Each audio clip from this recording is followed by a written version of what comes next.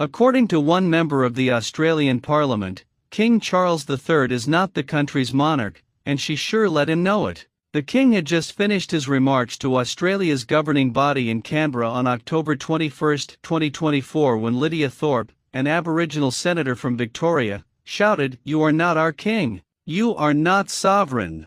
You are not our king. You are not sovereign. Give us our land back. Give us what you stole from us." Hello and welcome to Royal Scandal. Please do well to like, subscribe, comment and turn on the notification bell so as not to miss out on any news updates. Thorpe was soon removed from the chamber, but even as she was being escorted out, she continued shouting, "You are not our king, and this is not your land." According to the BBC, the senator has long been an advocate for a treaty between Australia and its First Nations people, like the one New Zealand has.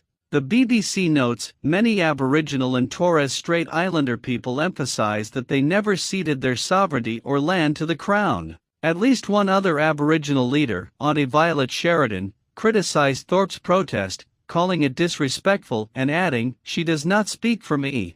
People notes that Buckingham Palace had no comment about the protest. But Charles, who was on his first visit to the country since his 2023 coronation, did address Australian Indigenous peoples' path to reconciliation in his remarks.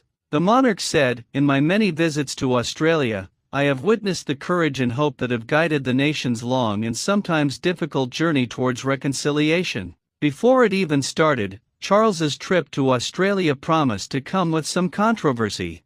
The BBC reported that in the weeks leading up to his trip, Buckingham Palace exchanged letters with the Australian Republic Movement, a group that aims to remove Australia from the British Commonwealth.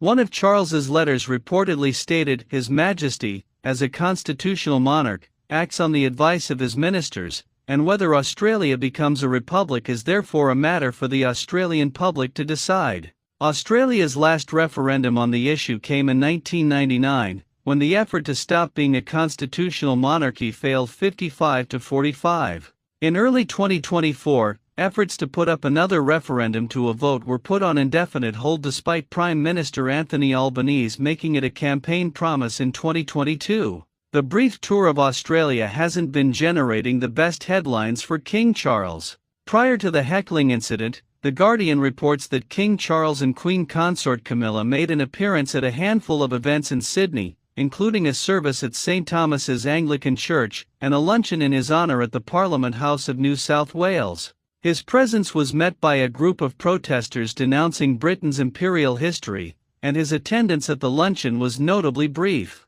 After making a short speech, Charles presented the gift of an hourglass, which he said was in the spirit of marking the passage of time. Shortly after, The Guardian reported that the king left the event within 10 minutes of arriving, retreating from the public eye until the following day. The early departure prompted a fresh round of speculation about the king's health as he continues to be treated for an undisclosed form of cancer, traveling with 2 private doctors and a supply of his own blood, according to the Times of London. A courtier speaking to the Daily Beast described the trip in stark terms, saying, "It's all about proving he isn't dying, to be blunt. The problem is that if anything goes wrong, people will leap to the opposite conclusion." Amid protests and questions about his health, it remains to be seen if the trip accomplishes Charles's goals. Thank you so much for watching. Please like and subscribe.